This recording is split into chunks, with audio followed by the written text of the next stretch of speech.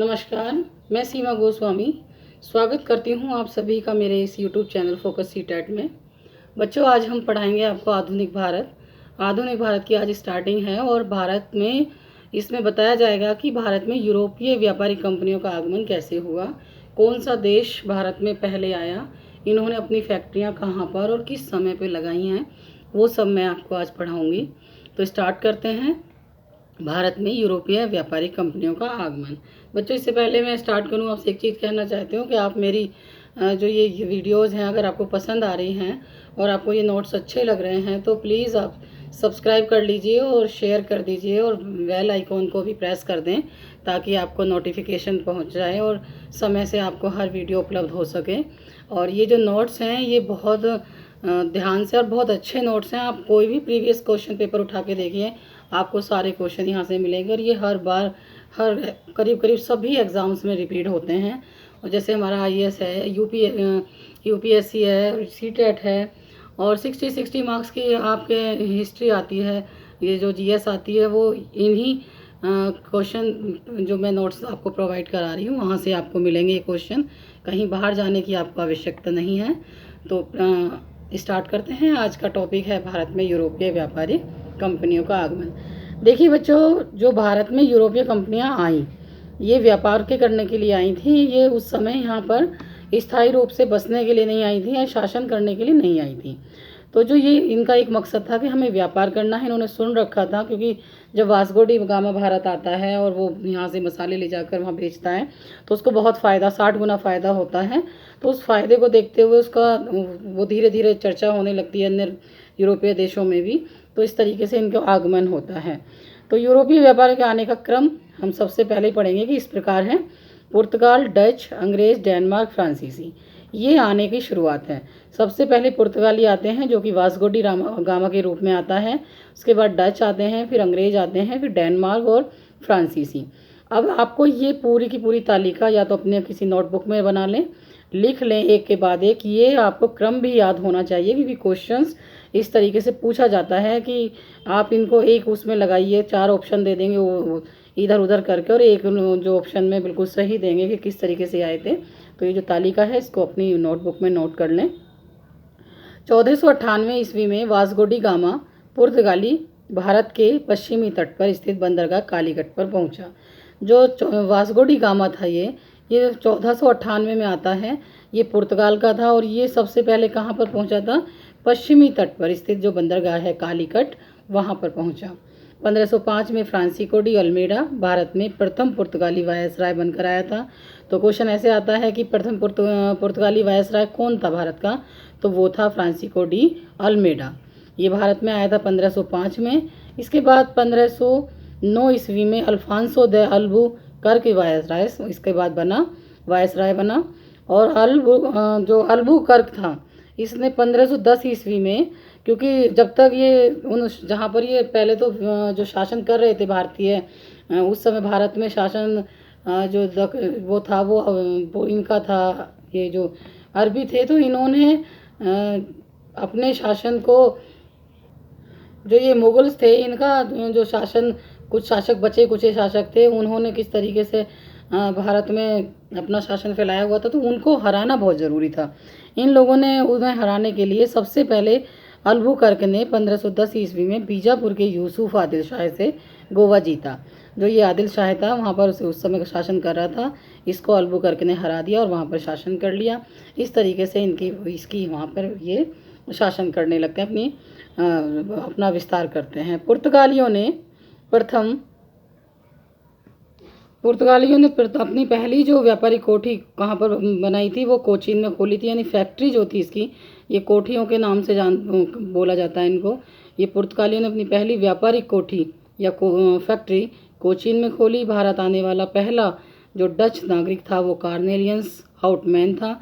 तो क्वेश्चन ऐसे आ सकता है कि पुर्तगालियों की सबसे पहली व्यापारिक कंपनी या कोठी या फैक्ट्री कहाँ खुली? तो वो कोचीन में खुली। और डच, जो भारत में सबसे पहला डच जो था वो कौन था नागरिक? वो कार्नेलियंस था।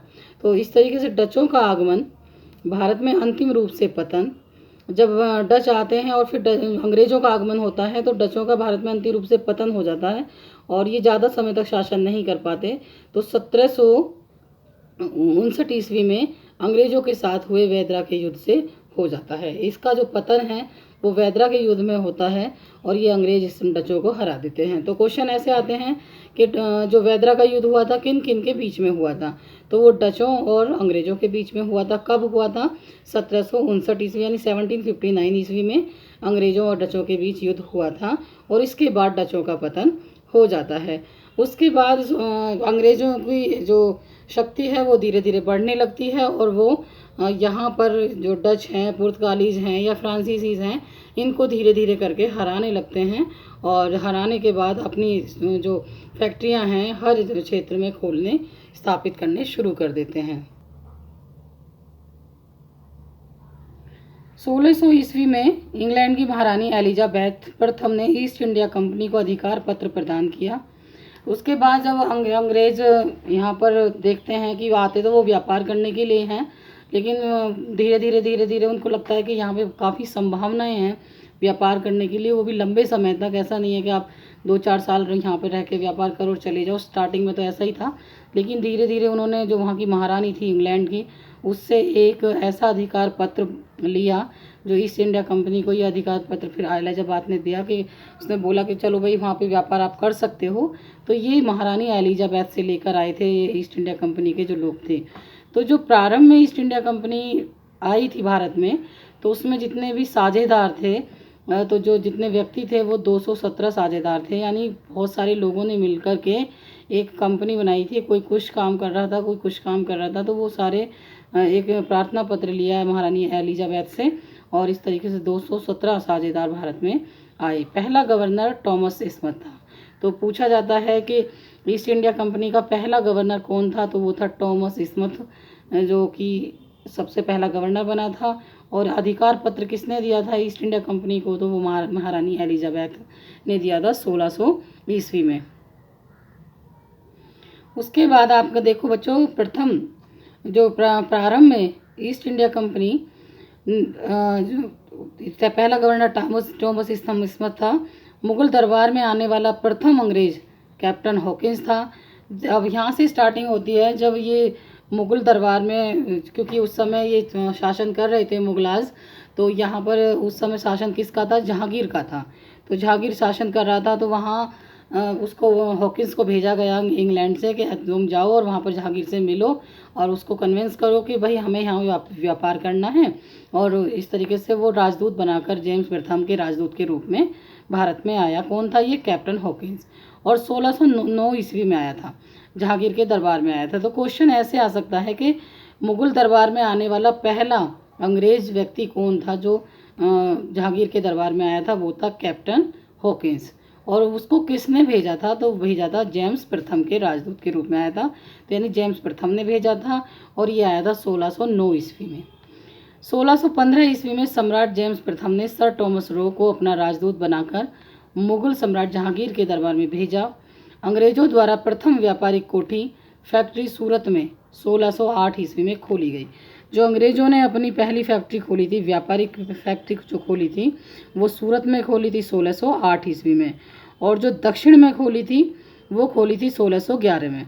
1611 ईस्वी में दक्षिण पूर्वी तट पर सर्वप्रथम अंग्रेजों ने मसूलीपट्टनम में व्यापारिक कोठी की स्थापना की। तो देखो आपका मैं भी जैसा हम भी एग्ज़ाम्स देते हैं तो एकदम से आप कंफ्यूज हो जाते हैं। अगर इनमें से कोई भी क्वेश्चन होगा तो आपको यही लगेगा, आप एकदम ये नहीं याद कर पाओगे कि ये दक्षिण का पूछ रहा है या पहली फैक्ट्री का पूछ रहा है। तो व्यापारिक फैक्ट्रियाँ तो दोनों ही थी, लेकिन दक्षिण में इसने खोली थी मसूलीपट्टनम में 1611 में अंग्रेज़ों ने। और व्यापारिक जो प्रथम व्यापारिक फैक्ट्री थी यानी कोठी थी, फैक्ट्री जो भी बोल सकते हो, सूरत में खोली थी 1608 ईस्वी में। तो इस तरीके से बच्चों अंग्रेज़ों का आगमन यहाँ पर हुआ और अंग्रेज़ों ने किस तरीके से भारत में आए कि पहले डच पुर्तगालीज आए, फिर डच आए, फिर डेनमार्क, फ्रांसीसी अंग्रेज, इस तरीके से इनका जो ये आ रहे थे भारत में और धीरे धीरे अपना व्यापार बढ़ा रहे थे। और यहाँ पर स्टार्टिंग में तो ये सिर्फ व्यापार ही करने आए थे, लेकिन बाद में ये यहाँ पर जो पहले आए थे, चाहे वो पुर्तगाली हों या डच हों, फ्रांसीसी हों, ये डेनिश वगैरह, इनको हरा करके ईस्ट इंडिया कंपनी ने अपना पूर्ण रूप से यहाँ पर अधिकार कर लिया और महारानी एलिजाबेथ से इन्होंने एक पत्र भी लिया था कि उसको अधिकार पत्र था कि वो उन्हें यहाँ पर परेशान नहीं किया जाएगा और वो आराम से यहाँ पर बिजनेस यानी व्यापार कर सकेंगे। और धीरे धीरे जब ये व्यापार करने लगे और यहाँ की संभावनाएं ज़्यादा अधिक इनको दिखाई दी, यहाँ के जो जितने भी संसाधन थे उनका दोहन जब इन्होंने करना शुरू किया तो उनको इतना फ़ायदा ईस्ट इंडिया कंपनी को हो रहा था, तो ये यहाँ पर धीरे धीरे एक तरीके से अपना पूरा अधिकार समझने लगे और अपना ही कानून, अपने ही व्यापार, और जो यहाँ के छोटे मोटे जो राजा थे, ये जो मुग़ल शासन कर रहे थे या जो हिंदू डायनेस्टी थी, वो उन सबको धीरे धीरे इन्होंने एक किनारे कर दिया और हराना शुरू कर दिया फूट डालो शासन करो की नीति से। इस तरीके से इन्होंने व्यापार अपना बढ़ाने के साथ यहाँ पर शासन किया और इस शासन को ख़त्म होने में 200 वर्ष लग गए। 1947 में भारत आज़ाद होता है। आगे हम पढ़ेंगे जो किस तरीके से इन्होंने देश में अलग अलग जगहों पे फैक्ट्री खोली हैं और किस तरीके से जो राजा थे या जो और डायनेस्टी थी उनको हराया है। तो आगे उसकी स्टडी मैं आपको कराती रहूँगी। ये 20-25 क्वेश्चन थे बच्चों, जो आपको बहुत ही मतलब ये इतने इम्पोर्टेंट क्वेश्चन हैं। अगर आप इनको भी कर लेंगे तो आपको वैसे तो कुछ पढ़ने की ज़रूरत ही नहीं है, लेकिन फिर भी मैं आपको बोल रही हूँ कि आप एक बार NCERT मैं इसलिए बोलती हूँ कि आप NCERT जब हम पढ़ते हैं तो जब हम MCQ टाइप से क्वेश्चन पढ़ते हैं तो हमें पूरी एक हमारी बहुत पक्की समझ बनती है। तो बुक को पढ़ना भी बहुत ज़रूरी है बच्चों। अगर आपको मेरी ये वीडियो पसंद आई तो इसे लाइक करें, शेयर करें। धन्यवाद।